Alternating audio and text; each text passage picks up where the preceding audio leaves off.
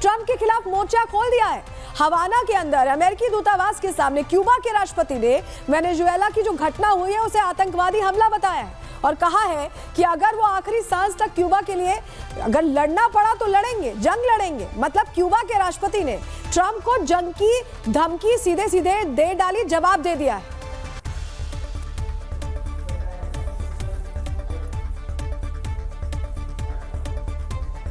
Venezuela, el deseo imperialista es el petróleo venezolano, son las tierras y los recursos naturales de Venezuela.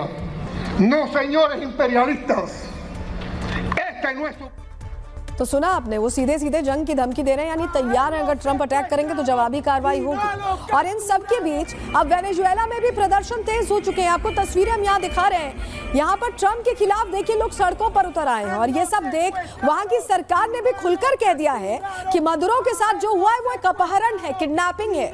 मतलब Venezuela में Donald Trump को kidnapper बताया जा रहा है।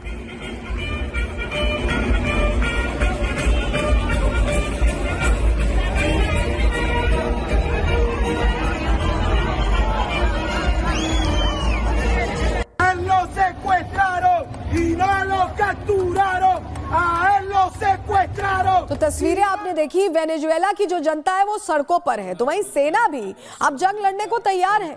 वेनेजुएला की सेना का बयान आया कि जल्द से जल्द उनके राष्ट्रपति को आजाद किया जाए, वरना कुछ बड़ा हो सकता है। Una brutal agresión militar contra nuestra soberanía.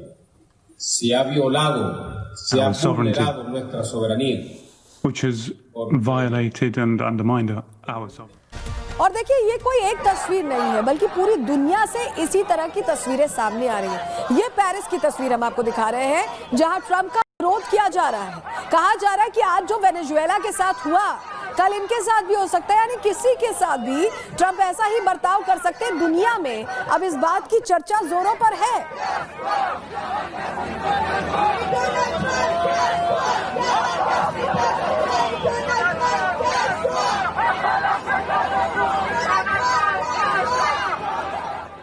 और देखिए ऐसा नहीं कि सिर्फ पेरिस में ऐसे विरोध हो रहा है, विरोध के ये स्वर व्हाइट हाउस तक भी पहुंच चुके हैं। आप इस तस्वीर में देखिए, जहां व्हाइट हाउस के बाहर लोगों की भारी भीड़ पहुंची है और डोनाल्ड ट्रंप के विरोध में नारेबाजी की गई है, यानी उनके देश में ही उनके खिलाफ खुलकर अब आवाज बुलंद हो रही है। आप तस्वीर देखिए।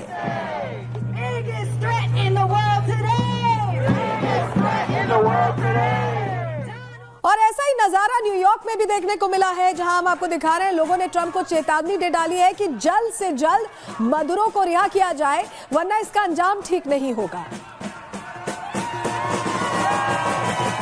तो ये तस्वीरें भी आप देख रहे हैं जो बता रही हैं कि अब पूरी दुनिया में अमेरिका समेत इस बात की चर्चा हो रही है।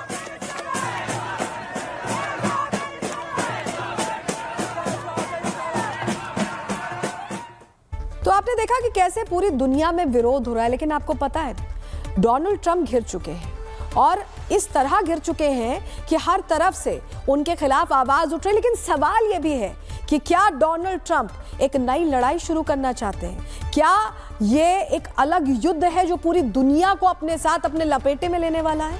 क्यों ऐसा कह रहे हैं? पूरी डिटेल इस पर ग्राफिक्स के जरिए आपको देते हैं। चलिए जानकारी आपके सामने रखते हैं। देखिए वेनेजुएला पर एक्शन के बाद दुनिया भर में अब तनाव है। दुनिया भर में ट्रंप के खिलाफ आक्रोश दिख रहा है, प्रदर्शन दिख रहे हैं और ट्रंप के इस कदम को तीसरे विश्व युद्ध का गेटवे माना जा रहा है।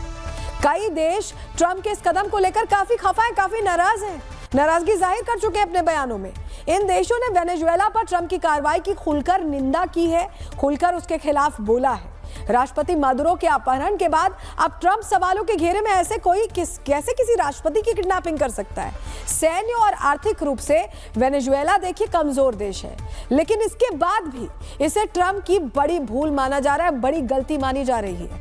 माना जा रहा है कि ट्रंप ने अब अपने दुश्मनों की तादाद बढ़ा ली ऐसे मनमानी करके।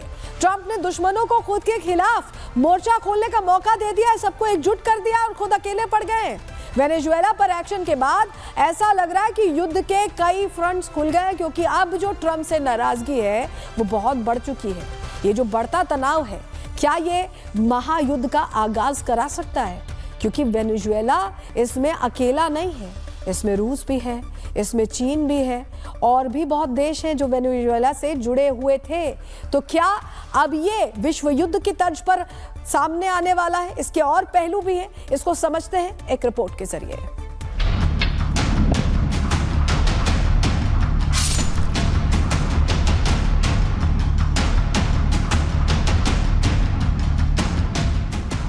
मशहूर कहावत है कि लोहा लोहे को काटता है। ठीक ऐसे ही अब दुनिया में सनकी की काट सनकी के पास ही नजर आ रही है। डोनाल्ड ट्रंप की सनक का इलाज अमेरिका से करीब 10,000 किलोमीटर दूर नॉर्थ कोरिया में मिला है, जहां सनकी तानाशाह किम जोंग के सर पर गुस्सा सवार है। किम जोंग डोनाल्ड ट्रंप के खिलाफ हथियार उठाने को बेताब नजर आ रहा है। अमेरिका के राष्ट्रपति डोनाल्ड ट्रंप ने उधर वेनेजुएला में गदर मचाया, तो दूसरी तरफ नॉर्थ कोरिया के supreme leader Kim Jong Un ने बड़ी तैयारी कर ली है। नॉर्थ कोरिया के तानाशाह लीडर किम जोंग उन ने अत्याधुनिक हाइपरसोनिक मिसाइलों के टेस्ट का निरीक्षण किया। साथ ही किम जोंग उन ने ऐलान किया कि नॉर्थ कोरिया की परमाणु फोर्स जंग के लिए तैयार है। किम जोंग का सख्त लहजा ट्रंप के लिए चेतावनी है। वहीं एक देश के राष्ट्रपति को कैद करने का लाइव टेलीकास्ट देखने वाले ट्रंप को यह भी समझना चाहिए कि वेनेजुएला में जो हुआ उसके पीछे अमेरिका की ताकत से ज्यादा चीनी धोखे की कहानी छिपी हुई है। वेनेजुएला के राष्ट्रपति को नींद से उठाकर अमेरिका तक घसीटने के पीछे यूएस आर्मी की बहादुरी नहीं बल्कि चीनी हथियारों की नाकामी है। जिस वक्त मादुरो को पकड़ में लिया गया, चीनी हथियारों ने उनका साथ छोड़ दिया। वेनेजुएला के आसमान में यूएस आर्मी के विमान उड़ते रहे। चीन निर्मित JY-27A anti stealth radar fail हो गए। वेनेजुएला को चीनी रडार और एयर डिफेंस सिस्टम्स ने धोखा दिया है। यह दूसरा मौका है जब चीनी एयर डिफेंस सिस्टम फेल हुआ है। इससे पहले मई 2025 में ऑपरेशन सिंदूर के दौरान चीनी एयर डिफेंस सिस्टम भारत के हमलों से पाकिस्तान को बचाने में नाकाम साबित हुए थे। भारत ने पाकिस्तान में तैनात कई चीनी रडार साइट्स और एयर डिफेंस सिस्टम को नष्ट किया था। चीन के जंग लगे हथियारों ने मादुरो को इस हाल में ला दिया कि वो अमेरिका की कैद में पहुंच गए। लेकिन इस एक वैश्विक घटना ने दुनिया को जंग के मुहाने पर ला खड़ा किया है। ट्रंप की विस्तारवादी सोच पर दुनिया के बाकी देश सबसे बड़े प्रहार की तैयारी में हैं। ट्रंप की सनक ने अमेरिका को खतरे में ला दिया और ऐसे में सवाल उठने लगे हैं कि क्या 2026 ही वो साल होगा जब दुनिया में एक बार फिर विश्व युद्ध होने जा रहा है, और क्या इस बार के विश्व युद्ध में अमेरिका के ओवर कॉन्फिडेंस का 1975 वाले जर्मनी वाला हाल होगा। Bureau report, Republic Bharat. देखिए, डोनाल्ड ट्रंप का पूरे विश्व में विरोध चल रहा है। उनके बड़बोलापन अब उन पर पूरी तरह से भारी पड़ने लगा है। लेकिन इसके बावजूद ट्रंप की सनक खत्म नहीं होती। किसी भी गुमान में डूबे डोनाल्ड ट्रंप अब कह रहे हैं कि भारत ने रूस से तेल खरीद को इसलिए कम किया है क्योंकि भारत उन्हें खुश करना चाहता है। डोनाल्ड ट्रंप के इस भ्रम को आगे तोड़ेंगे, लेकिन उससे पहले आप उनका ये बयान सुनिए। Make me happy, basically. He wanted to, Modi's a very good man. Yes. He's a good guy. He knew I was not happy, and it was important to make me happy. They do trade, and we can raise tariffs on them very quickly. And